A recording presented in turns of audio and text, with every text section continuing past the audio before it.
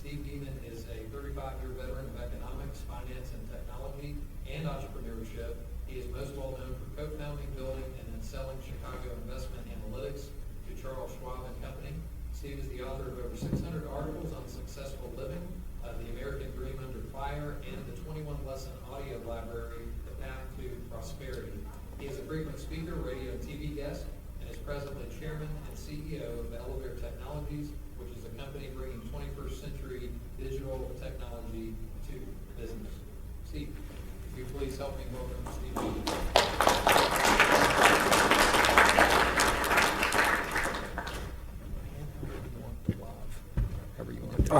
I'll hold. Oh, you're good. Okay. Is that already good? Yeah. Okay.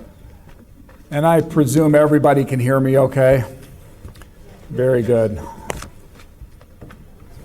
you go. Thank you. All right, sure. Thanks, Steve.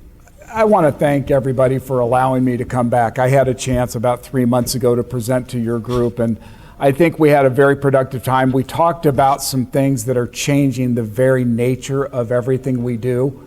And so I want to follow up on those comments today and discuss the impact of the transition from the industrial capitalistic economy we've all grown up with into what is becoming the digital capitalistic economy of the future, and how that affects the businesses we have and how we will exist in those businesses. These are major transformations. I was just on the radio this morning talking about the fact that you can't ignore this stuff. You can't put your head under the pillow and say, I'll just ignore AI and machine learning and all of these technologies. It's here now. It's going to affect you in the next short period of time. So hopefully today I'll give you a bit of a guide path on some thoughts on how you can begin to look at these things and put benefit back to your business. Let me suggest, I can't read that. I don't know if you can. My eyes aren't that good. If you'd like copies of these slides, please give me a business card and just say, send me copies of the slides. We'll be happy to do that. And I'm going to kind of just editorialize as I go down. I have no clue what any of that says. But I do want to welcome you to what we've labeled as the future of business. And I would suggest to everybody here, the future is today. The things that I'm going to talk about are not way down the line. I've been preaching this message for 10 years. And 10 years ago, it was at some point in the future we'll have this. It's here. And the impact on your businesses is here today. What we have is the intersection now of major technologies that are available, and that includes the new Web3 technology, up to and including 3D web, which you might think of as the metaverse, blockchain, AI, social media connectivity, and self-learning AI or robotics. When you put all this together, and it is all there today, it changes everything. And it's that intersection that is new.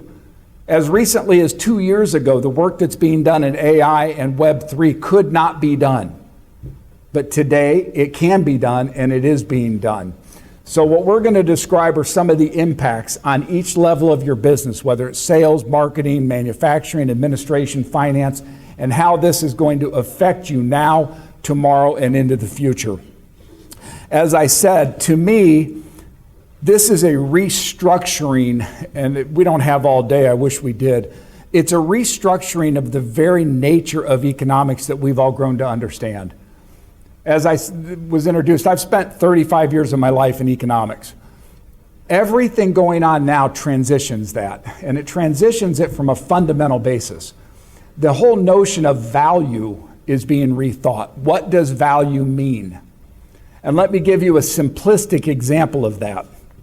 It wasn't very long ago, maybe 6 months, that a woman paid $350,000, real dollars, for a computer-generated diamond tiara in the metaverse.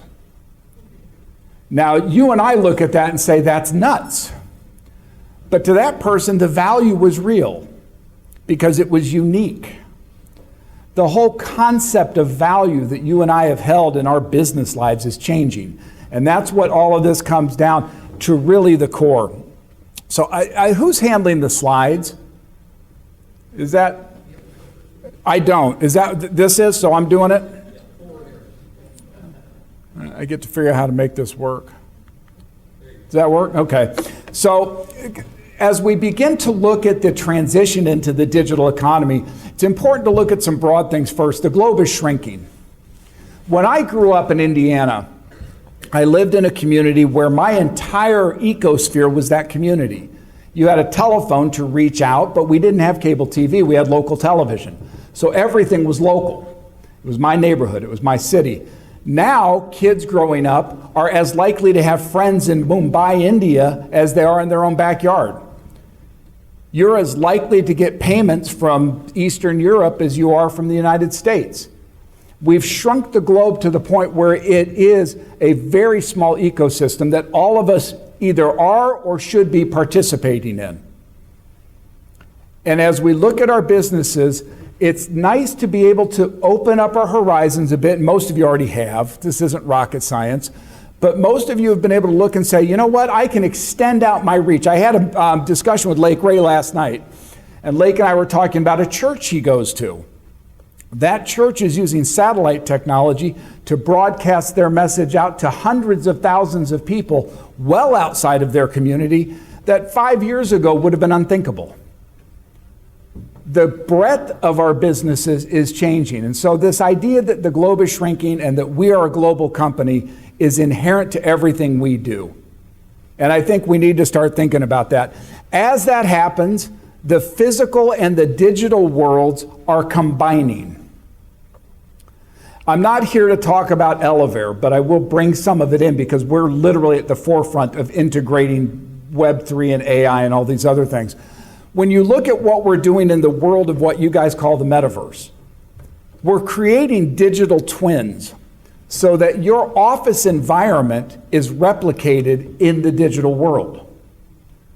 Now, the advantage of that, when we look at remote work and we look at the Zoom effect that we saw through COVID, what you lost using Zoom is the idea of management by walking around.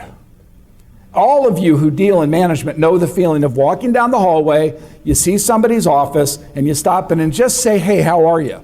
You test their temperature. Well, you can't do that with Zoom. The meta world and the ecosystems it creates allow you to do that. So what we're building, and we're not the only one, there are others who are trying to do this, but what we're building is an actual digital twin of your office space so that you as a manager walk down the hallway and can stop in and see your employees. Now, is that a replacement for the physical world? No, it's a supplement to the physical world.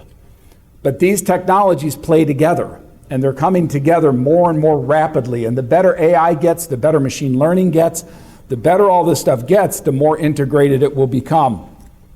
We're going to be in a world where you'll see e-commerce become v-commerce. And what I mean by that is we've all dealt in the world of eBay and Amazon and e-commerce. We're moving to a world of virtual commerce.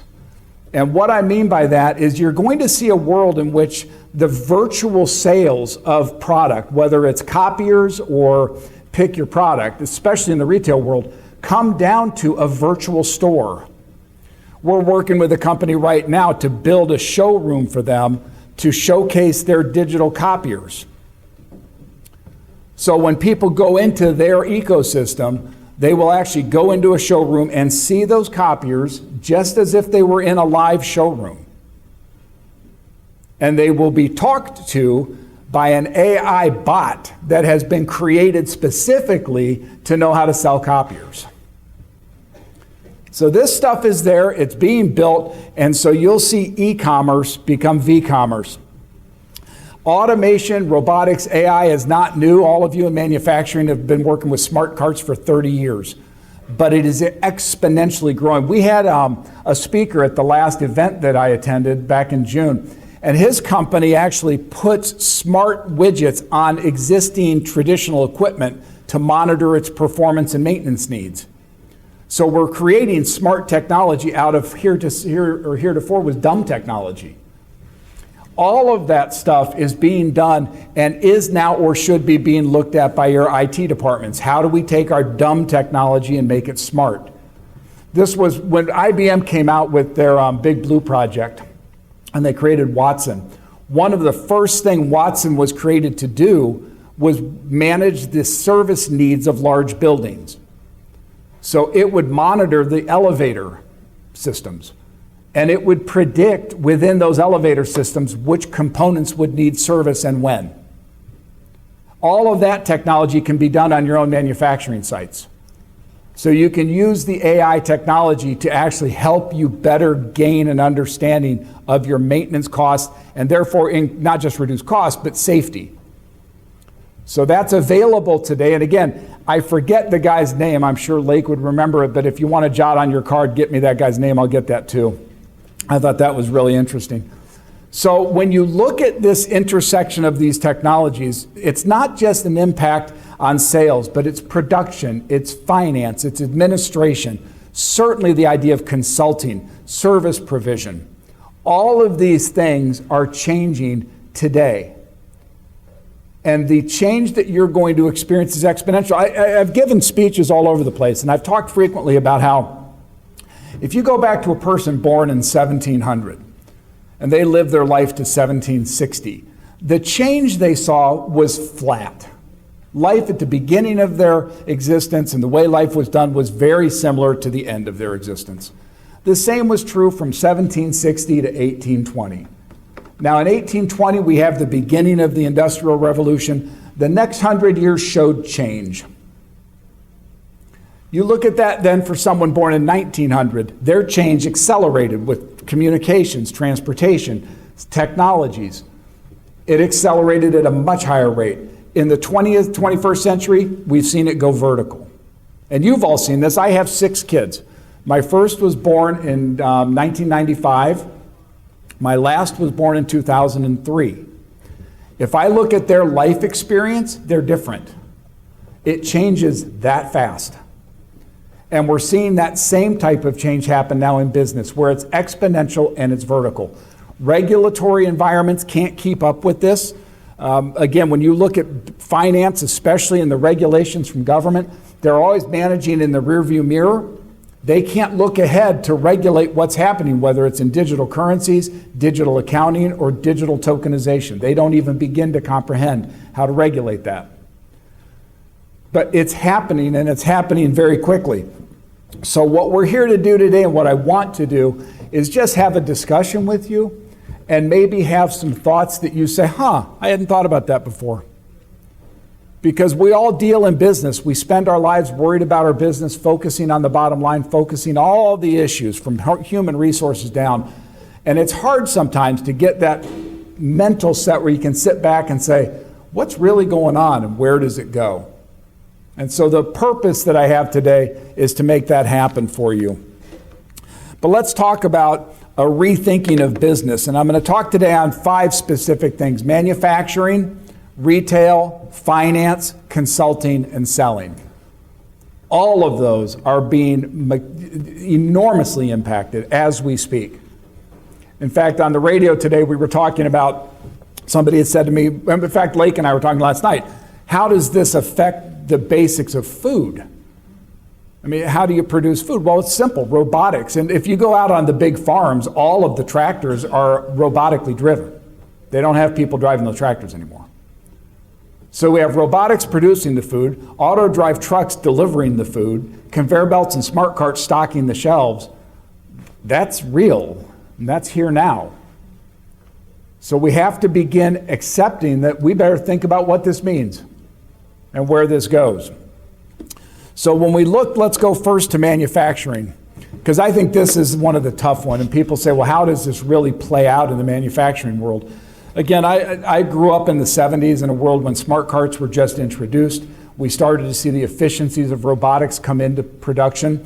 We are seeing now faster than ever robotics, AI, machine learning, and these technologies, the semiconductor-based technologies, come in and transform manufacturing. This isn't rocket science. You all know this. But it's happening faster and faster and faster. And what that means is businesses will have fewer and fewer lower value employees and more high value employees. One of the companies that's part of my family of companies does HR work. So they have a product called Jobformance where they try to help companies hire better people. They're seeing this play out in real time. With their bigger customers, the nature of job titles are changing. And it's because we're automating more and more of the production cycle with robotics and AI. When we look at the supply chain and the disruptions we had during COVID in the supply chain, which we're still not totally out of, but when we look at that, what's being imposed on that now through AI is a completely regenerated supply chain, to the point where we will be able to forward predict needs and localize production much more than we ever have in the past. As technology grows, you will see manufacturing come back to its demand location. What I mean by that, in the 70s and 80s, we saw manufacturing swarm overseas. And it did it not because of taxes. Most people in the general public think it was tax rates. It wasn't, it was regulation. So companies decided it was cheaper net to operate overseas with all the inefficiencies of that because they didn't have the regulatory environment we do. What I would suggest is happening is with robotics, we can afford to bring that manufacturing back to the demand location so that you'll have local production. But it changes supply chain, but it changes employment. So it's all tied into that same equation. We have this idea of cost and energy, and that becomes real. All of us in business get our utility bills.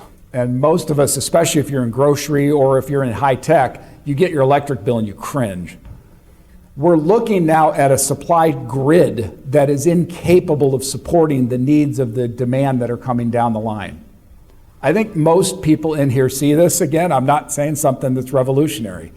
We don't have the power supply for electric cars, electric trucks, and all the other electric things. Where I live in Chicago, I'm west of the city, all of our power is from the Zion nuclear plant. All of it. Now, there has been talk that they want to shut down the Zion plant because there are some typical safety concerns from whichever political persuasion you want to hear it. But if they do that, where's the electric going to come from? This is a real problem all around the country. And as I talk to the independent business community around the country, I find that the need for energy and the cost of electricity is a real concern for them. So how does technology affect that for you?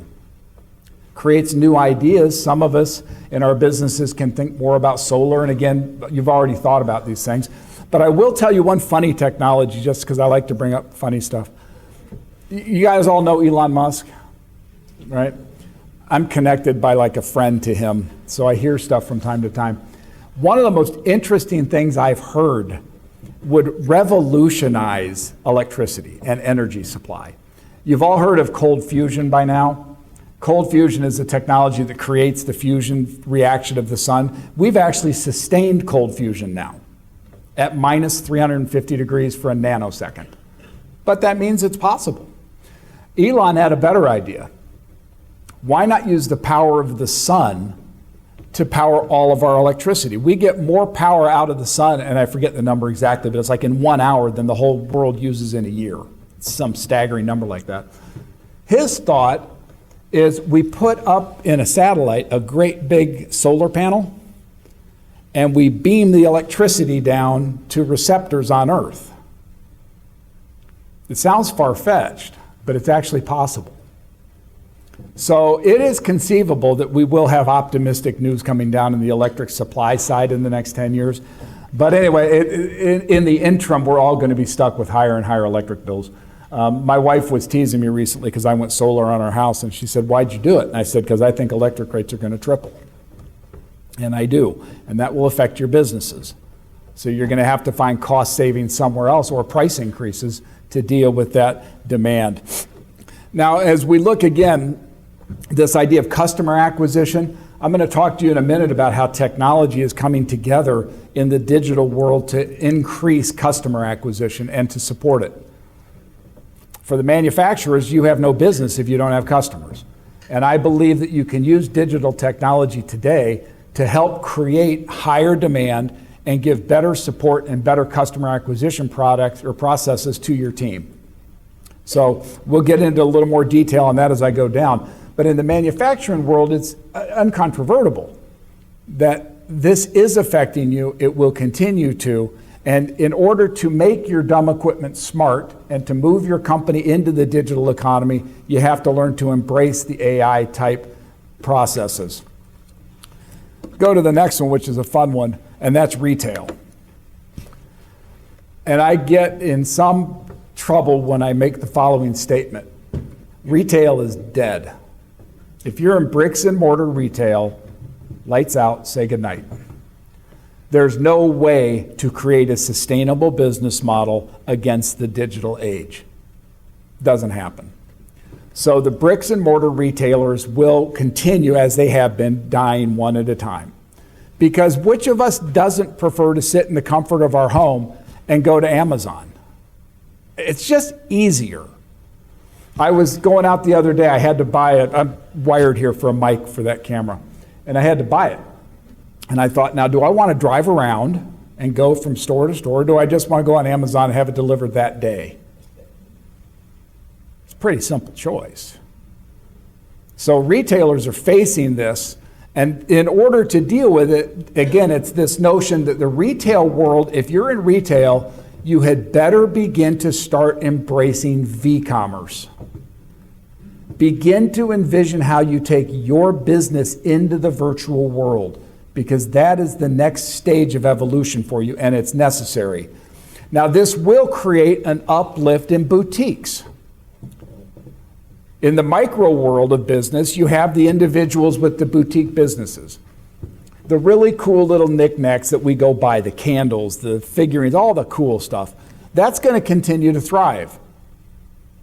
But they also are going to go virtual, because if you go back 15 years and you were a small manufacturer of consumer products, one of the smartest and dumbest things you could do simultaneously was go to Walmart and distribute your product. Walmart gave you immediate access to national distribution, immediate. But they also consumed all your production, so they would jack down your price. Well, what we're seeing is that the v-commerce world will give immediate global distribution to all of these products. I'm doing a thing right now. We're in the middle of a capital raise for Elevera, which seems like that's what I do for a living, is raise money. But I'm working with groups in India to help us do that. I didn't even know they were from India. They have US-based phone numbers, but they have phone numbers for whichever part of the world you live in. Their websites are in whatever language you speak. You'd never know. They're a niche company, but they've been able to take it globally because of the use of v-commerce. And using AI, they're able to come across and seem like a domestic company to whichever culture they're in. That's coming to a store near you. Now, one of the other things that I want to talk to is this idea, and it's up here, I think, listed as theft and fencing. I have a very good friend of mine who has a consumer product, and he will tell you the following. This isn't my opinion, so for the attorneys in the room, I'm only saying this as hearsay from somebody else. They would tell you that Amazon is nothing more than a great big fencing operation. I mean, think about it. People walk into, pick your city, pick your store, Nordstrom's, anybody? CVS. They take the product, they put it up on Amazon and sell it. It's such a big problem that I think it was just this last quarter, Dick's Sporting Goods came out in their quarterly report and announced to their shareholders that the biggest impact to they had higher sales for the period, lower profits. And the reason for that was theft. It's becoming a bigger and bigger problem, and I would suggest this is another reason that retail will move away from the bricks and mortar model into the virtual model. It eliminates theft. Now, the last comment up here is this idea of metaverse-based retail. I assume everyone in here is familiar with the metaverse, kinda. The biggest disservice done to the metaverse was Meta, formerly Facebook. When they created their metaverse, they created Fantasyland, right? You go in, you're a dragon, pick whatever weirdness you want to be, float around, and hopefully you're going to come into a commingled room where you can meet other weird people who dressed up as whatever they want to be.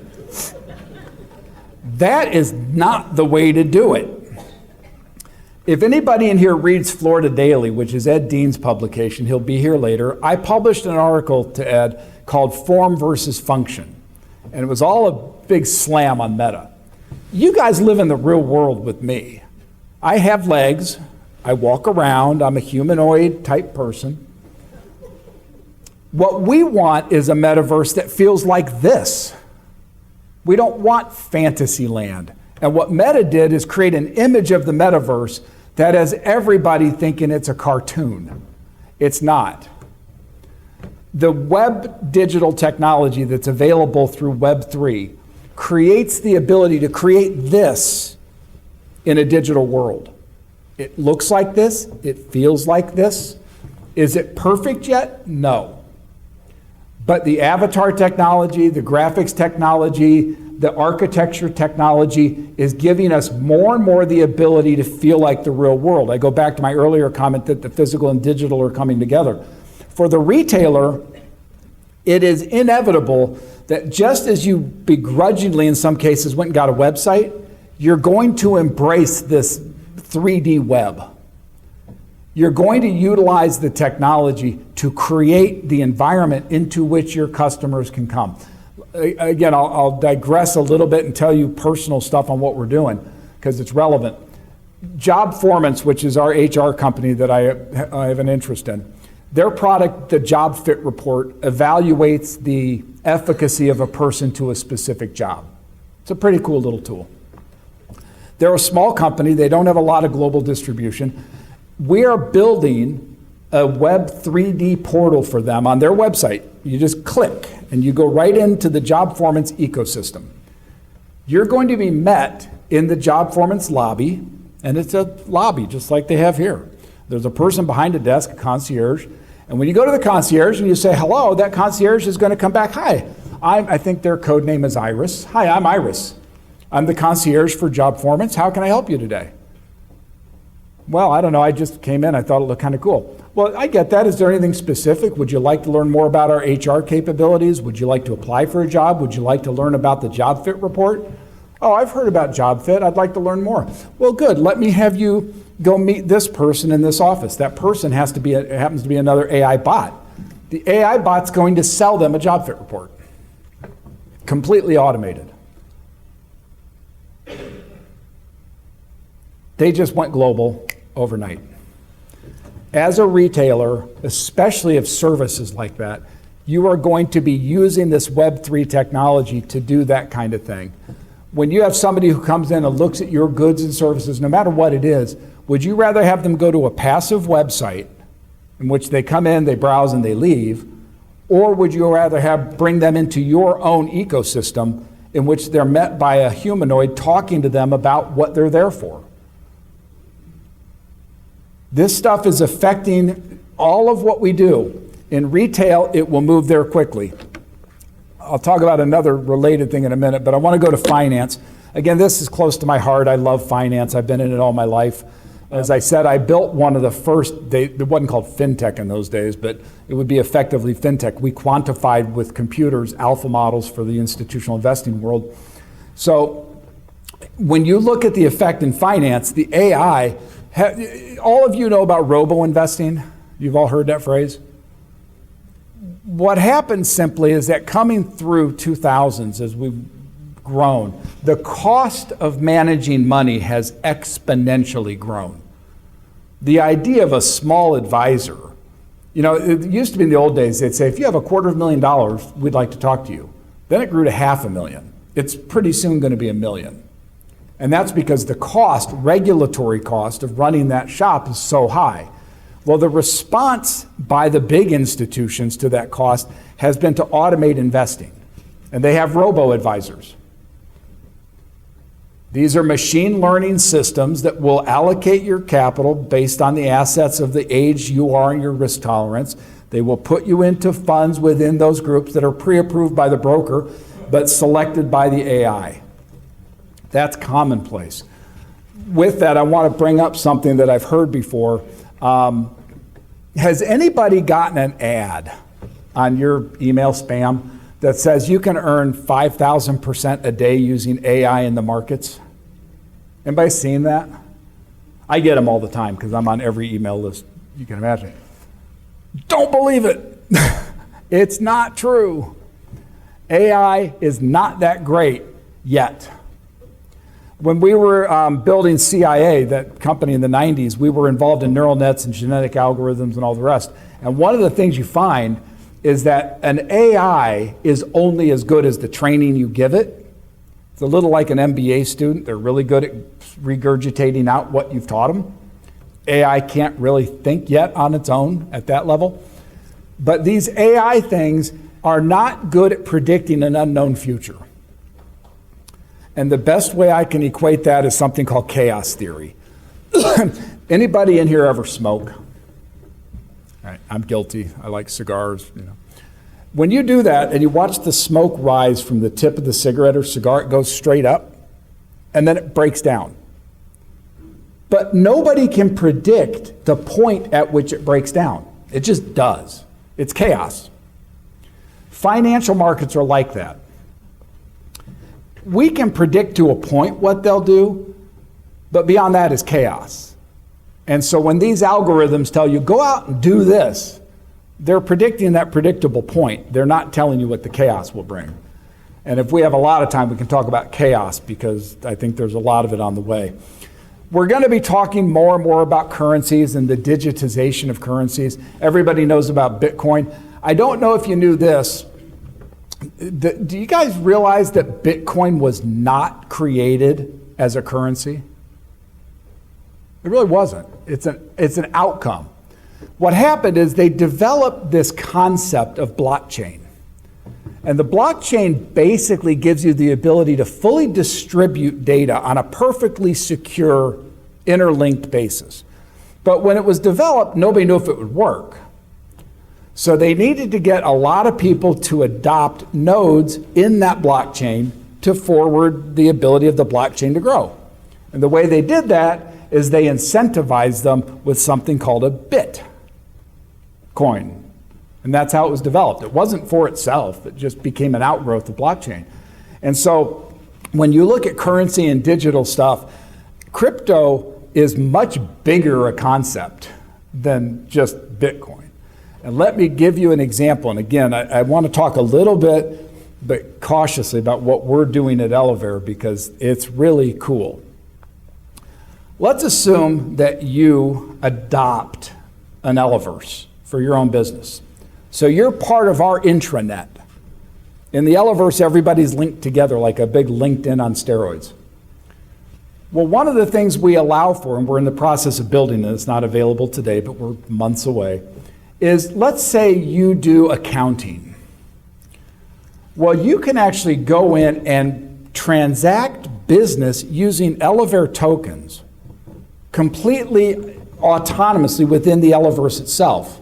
So you could pay a lawyer in tokens, that lawyer could pay a tailor in tokens, that tailor could pay a cotton manufacturer in tokens. It's all done on an intranet, private, untraceable, and secure. Somebody said to me, you're creating your own economy. I would never be so bold, but it's true. This idea of tokenization of the economy is creating that next level in economic structures, and I would make the argument that what we're heading for is, in effect, a big, highly advanced technical barter system where every person deals directly with every other person and effectively barters using a token for their services. It's there, it's doable, it's frictionless. And if you look at the idea of blockchain and the idea of all of this stuff, it's simply removing friction from the system. So that idea of tokenization and creating digital transaction capabilities, it's real, it's there, and all it needed was a business model put to it, and that's what we did. Now, we won't be the only ones. There are going to be a lot of people who do this eventually, but we're, I think, a little ahead of the curve. It's something to become comfortable with. I know people say to me all the time, well, somebody can come in and steal your crypto. Well, somebody go rob the bank, too. I mean, there's not a whole lot of difference. The difference is crypto, if it's done properly in the blockchain, you can't steal it. You can't break the code. You can't intercept it. It's physically and virtually impossible.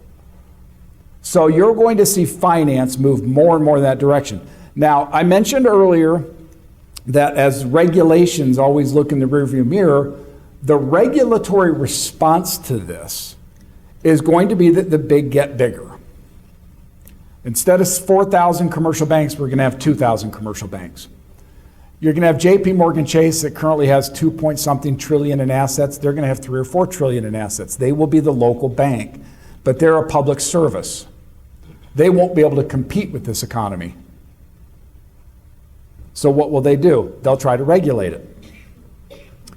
How do you regulate something that doesn't exist? Now that's not polite. Let's turn off those phones. Thank you. Mine's going to go off in a minute. But I think that we all have to get our arms kind of wrapped around this idea of digital currencies and think about how in our business can we use a digital currency to eliminate friction. And that's all they're for. How do you make a transaction happen with less slippage? We were talking, Lake and I, about the cost of regulations on real estate. It's significant. How do you reduce the friction in the transaction? In stocks, it used to be a 7% commission. It went to 3%, then it was 1%. Now it's micro pennies. They've reduced friction. Digital currencies can further reduce friction. So as you get into the Web3 world and you get into the meta world and you offer your services and your products in the meta world, there may be a way to incorporate a digital currency of your own or a digital tokenization. I mean, frequent flyer miles, that's all that is. So there may be a way for you to do that in your own business. We clearly are going to head to a global currency. Again, I wrote a paper in 1981 in my years at Purdue University. I wrote a paper in an economics class about how the coming world would be run by the multinational corporations, nation states would fade and go away. I think they will. I think that's going to start with the demise of the dollar as the global currency, of the reserve currency. And I think we're headed for it. The IMF has already proposed using drawing rights, special drawing rights, as the replacement. You guys, again, this isn't rocket science now. You've seen it. The BRIC countries are moving actively away from the dollar. I would argue that the imposition and implementation of digital currencies will further drive that so that we will be in a world with not a single world currency. In my current thinking, I think we're going to have unlimited numbers of unlimited tokens. We'll all do business with each other. I think it's a more efficient way to do it. Again, tied with this is this idea of risk and cybersecurity. On our board of directors is a guy that's a former FBI head of cybersecurity. We take it very seriously, and I think you should too. If you haven't been hit with a really bad virus, you will. Time will tell. Make sure that not just your viruses and firewalls are up to speed, but all of your protocols through your whole network and all of your remote worker networks are taken care of. Again, one of the reasons that we're doing what we do is we're creating a remote work capability that is safe and secure and productive for the employer. Because this idea of somebody coming in through one of your employees into your network is frightening. And it happens all the time. So we would suggest everybody doubles down their efforts to have cybersecurity. I want to talk real quick about consulting, and this is kind of near to me too. I spent years working for Wharton Econometrics as a consultant, and we always were great at spitting back what you all told us and charging you for it. It's a great gig.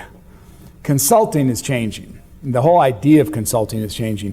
First of all, AI is capable of much of the consulting that we'd get. When you're running your business, you want to ask for, I'm going to say legal advice, but in a loose term, you want legal thought. You want accounting thought. You want supply chain thought, HR thought. You want these things at your fingertips. Again, we in the Eleverse have an AI-based assistant who's been trained on business. So that when people come into our world and they meet our assistant and they say, I want the latest statistics on GDP growth for this county. It'll spit it back to you in 2 seconds.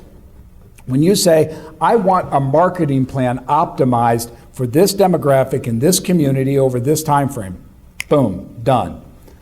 That's changing the idea of consulting. You guys now have your own consultant in-house who's far more knowledgeable than 90% of the consultants out there. So what this will do is raise the bar for these consultants, and it will create specialization. We've seen in medicine over the last 50 years, specialization just completely take hold. You know, you go into the hospital, it's like, what's your specialty? I put in a stitch. What's yours? I take one out. I mean, it's really becoming ridiculous. But it's necessary as medicine's gotten so complicated. As this technology takes off, things will become so complicated at that level that the consultants you hire will be very specialized. And it's going to be things like, how do I improve the cybersecurity of this node in this network? So you'll see transitions coming out of there, and the integration of new tech, specifically AI. Because for the world of McKinsey and the world of Booz Allen and all these other consulting firms that have been around forever, the fact of the matter is AI can do much of what their low-level consultants did. And we now offer that to the business community as part of a business platform. I mean, it's common. So you'll have your own consultants that are there that can answer questions. We're not far from having that administrative consultant say, oh, and by the way, don't forget there's a Knicks game tonight and the tickets are available for this. Do you want me to buy them? We're months away from educating our AI to do that. So when you look at a business and you say, what resources do I need? Don't ignore this idea of an in-house consultant based on AI. They're not perfect, but they're a heck of a lot better than nothing. And they're not expensive at all. So we'll then go to our favorite, which, all right, is there anybody in this room that owns a business? Okay, come on. Here's why I ask. Do you ever get really frustrated with the team and go, does nobody understand sales? It's got to, I mean, there is nothing absent sales. You don't have a business. So, one of the challenges that I faced when I looked at our development team, this goes back a couple of years, I was on an airplane, I was going out to Texas, and I'm sitting next to a guy who runs a company out in California, and I was telling him what I was doing. He said, you know, if you could enhance or replace my salesman, you'd make $1 billion. I said, well, the good news is I can do a lot more than that, so I think I'll make $1 trillion. We have now taken technology to the point where it can expand and enhance your direct customer-focused selling. And again, let me give you a couple specifics here. All of us have been on LinkedIn.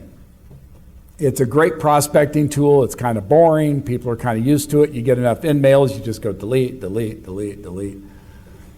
What the Web3 space provides is a digital networking platform that feels like this. Again, in the Eleverse, we have a 2,000-person auditorium. So imagine having all of your LinkedIn connections go into an auditorium where you can pitch your product or your service or your idea. It's all digital, but it's so enhanced over the current networking technologies that it creates a whole new level of digital networking. And this is here now. So if you are or you have salespeople who are out trying to do networking, the transformation into the digital age will completely remodel how they think of networking. It's completely different because you're walking around a group like this. Granted, it's an avatar, but I will tell you the world is adopting to avatars. You look at normal business people, they have avatars as their LinkedIn page picture. The fact is, we're going to have these worlds. You can come in, you can meet new people of similar interest around the globe and go visit them in their office. I'd rather meet somebody in their office than I would on a chat room. And that's what this stuff brings. Digital showrooms. I mentioned this friend of mine that we're building for who runs a copier company. We're building a digital copier showroom for him. When a person comes in, the AI bot is going to ask them what constraints are. How many copies a month? Do you need color? Do you need digital? Da, da, da, da, da. That AI bot is trained. It will then show them the machine that exactly specifically fits their needs. Up to the DocuSign agreements to get the deal done. It's completely AI-based robotic sales. Again, I think it's here now. This isn't looking forward. You should consider this. This is like right now, you ought to be implementing this in your own business. It's hard to adapt to new things.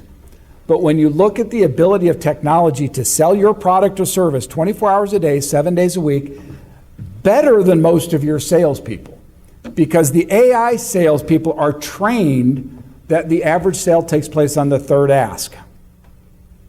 So they're willing to say, does this interest you? Would you like to get going with this? When the buyer says, well, I don't know yet, I have more to think about. Well, good. Let's talk about what more you have to think about. By the way, I see that you're on this. It'll deflect the conversation like a salesman should, and then bring it back.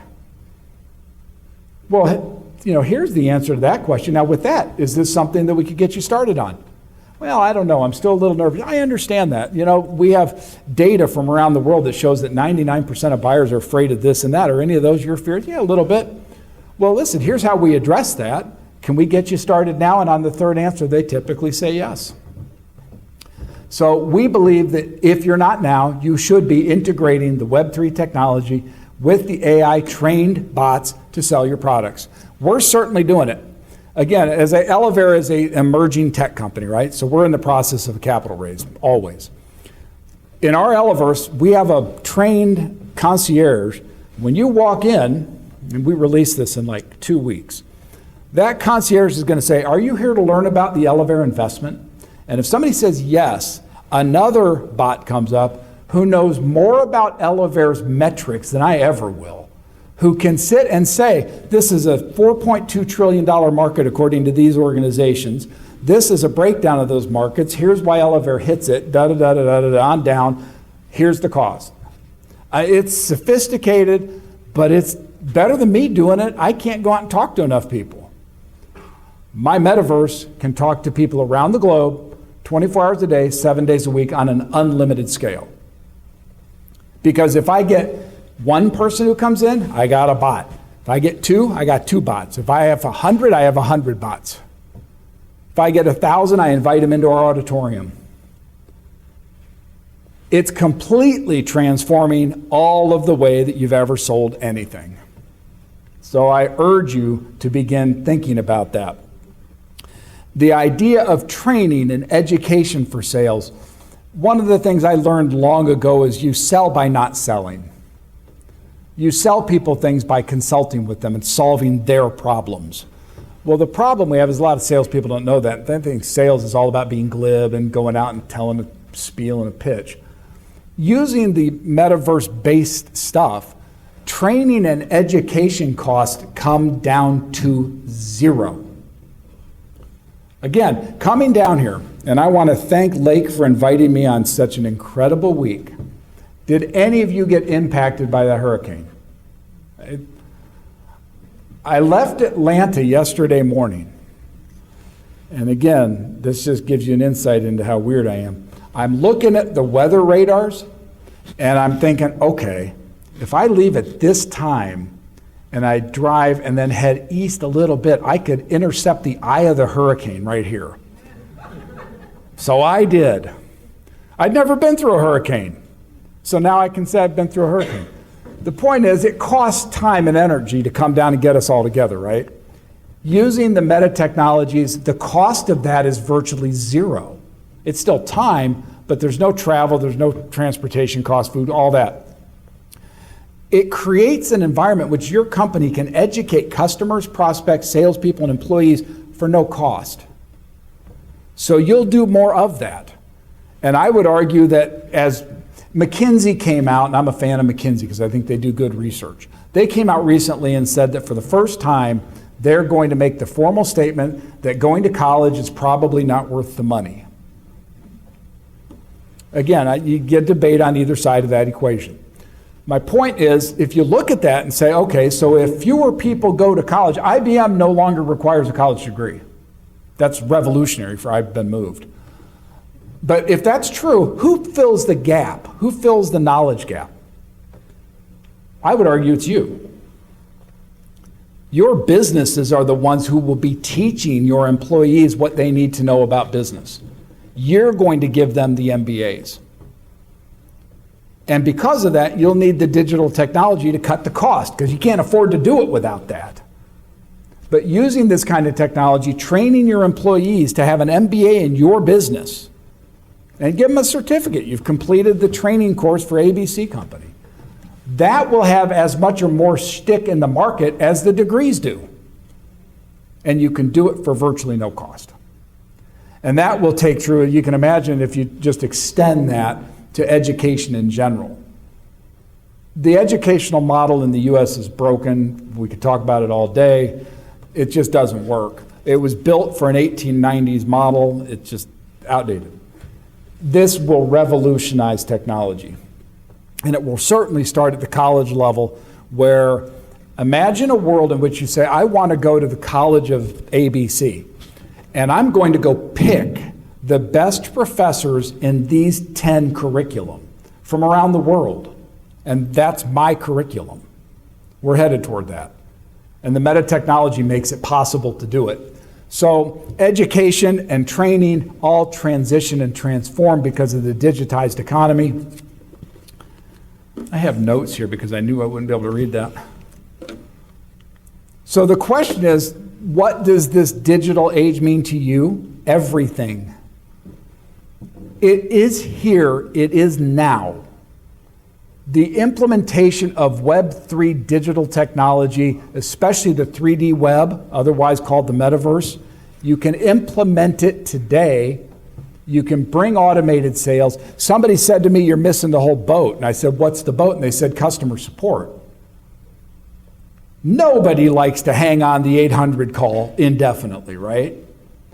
Using the AI world in the metaverse, people come in for support. They're dealt with by a person immediately. So for customer support, for telemarketing, for all of these customer acquisition and support functions, the digital world will provide a completely new experience. So the transformation is real, it's here, and it's going to affect you as independent and public business people in ways that we've not even seen. But be prepared for it, because again, if you think we're transitioning this fast, don't be left behind on this one. Embrace it, don't be afraid of it, and let AI work for you. Let robotics work for you, machine learning and Web3 all come together and work for you.